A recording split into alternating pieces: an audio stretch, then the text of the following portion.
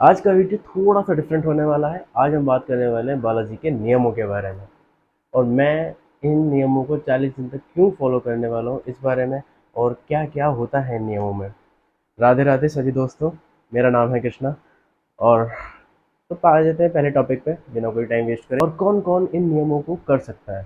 तो पहला पॉइंट ये है कि भाई कोई भी मेरा हिंदू भाई इन नियमों को कर सकता है, जो 40 दिन तक या 41 दिन तक, मतलब जितने भी दिन के उसने नियम लिए होते हैं, इतने दिनों तक लहसुन प्याज खाना छोड़ सकता है, या फिर लाइफ टाइम के लिए लहसुन प्याज छोड़ सकता है। वो उसकी मतलब श्रद्धा अनुसार बोलते हैं ना उसको, उसके ऊपर डिपेंड। अब आ जाते हैं दूसरे टॉपिक पर कि मैं इन नियमों को क्यों करना चाह रहा हूँ, मतलब क्यों करने वाला हूँ।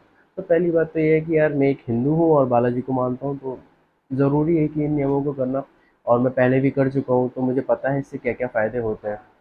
अब यार पिछले कुछ 6 महीनों से ना तो मैं जिम गया हूँ सही से, और बाहर का बहुत ज़्यादा खा रहा हूँ, और आलसी तो इतना ज़्यादा हो गया हूँ, मतलब ना तो मुझसे कोई काम होता है, और अगर कोई काम कर भी रहा होता हूँ तो करते करते उसको ड्रॉप कर देता हूँ।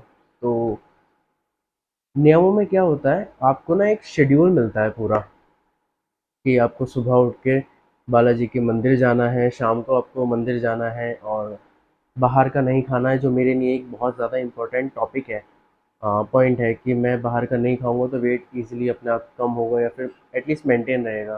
क्योंकि पिछले 6 महीनों में मैंने 25 किलो वेट, मतलब अप्रॉक्सीमेटली 25 किलो वेट मैंने बढ़ा लिया है। 75 था, आज 99 kg है, तो 24-25 kg के समथिंग मैंने वेट अपना बढ़ा लिया है। अब यार नियमों में ना हमें मतलब बाहर का कुछ नहीं खा सकते, किसी के घर का कुछ नहीं खा सकते, तो वो मेरे वेट लॉस जर्नी में बहुत बड़ा एक सपोर्ट हो सकता है, मेरा ऐसा मानना है। इसलिए मैं इन नियमों को कर रहा हूँ।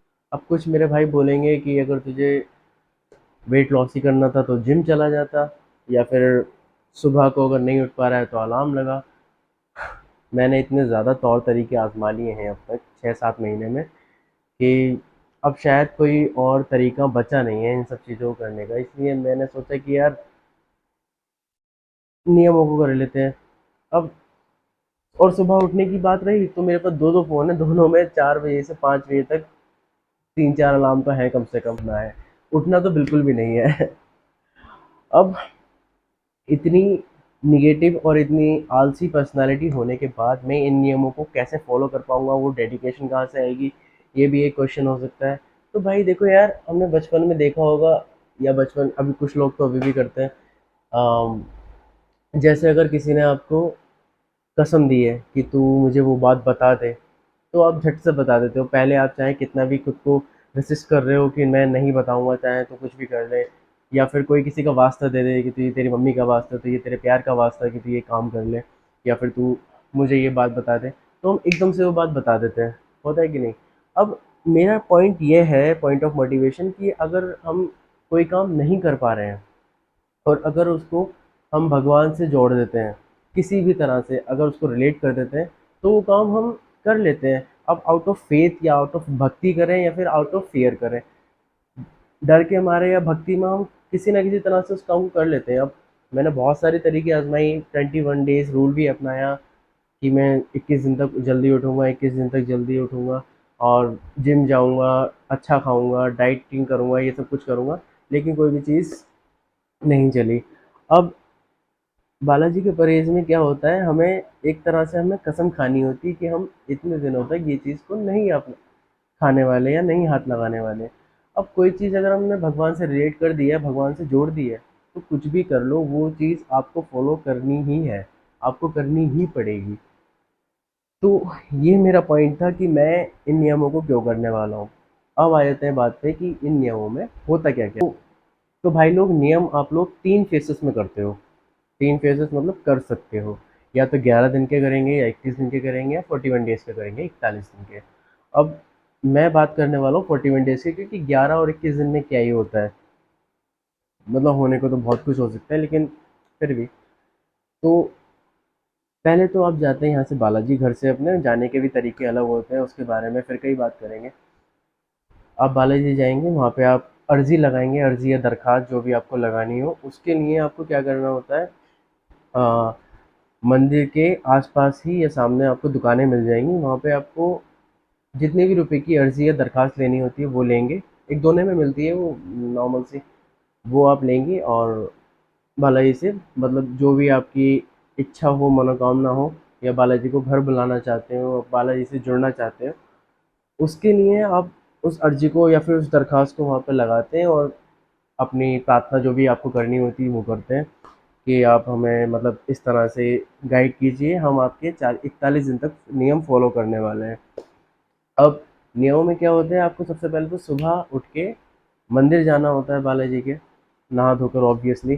फिर घर आके पूजा करनी होती है, पूजा करके मंदिर चले जाओ। फिर आप अपने पूरे दिन का शेड्यूल वेड्यूल निपटाओ। फिर शाम को आपको पूजा करके मंदिर जाना होता है या मंदिर जाके पूजा कर लो, जो भी आपको कंपैटिबल लगे अपने शेड्यूल के हिसाब से। फिर दूसरी बात, आपको ज़मीन पे सोना होता है 41 दिन तक।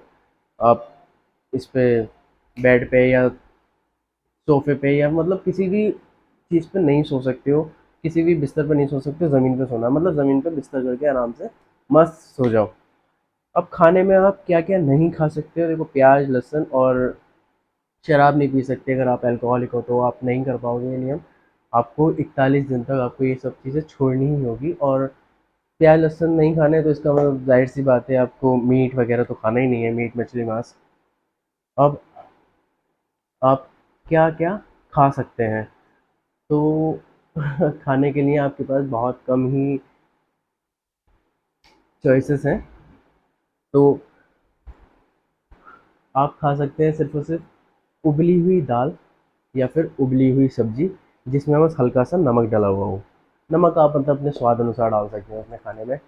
और आप उसमें लाल मिर्च नहीं डाल सकते, खाने को तला हुआ है फिर छौंक नहीं सकते हो।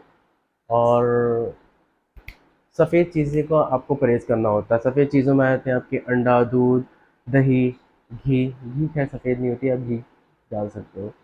तो इन सब चीज़ों का आपको परहेज़ करना होता है और उबला हुआ खाना खाना होता है। 41 दिन तक ये चीज़ें आप फ़ॉलो करते हो। तो यार यही सब चीज़ें थी आज की वीडियो में कि मैं इन नियमों को क्यों फ़ॉलो करने वाला हूँ और नियमों में होता क्या-क्या है।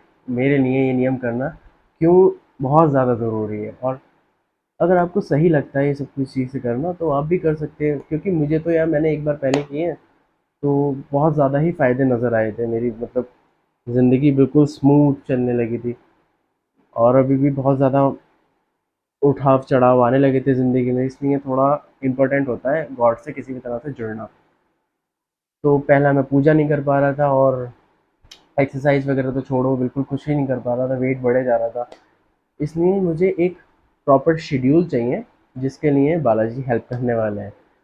तो यही था आज का वीडियो। Thanks for watching. अगर आप यहाँ तक आए हो तो होप कि आपको वीडियो अच्छी लगी हो।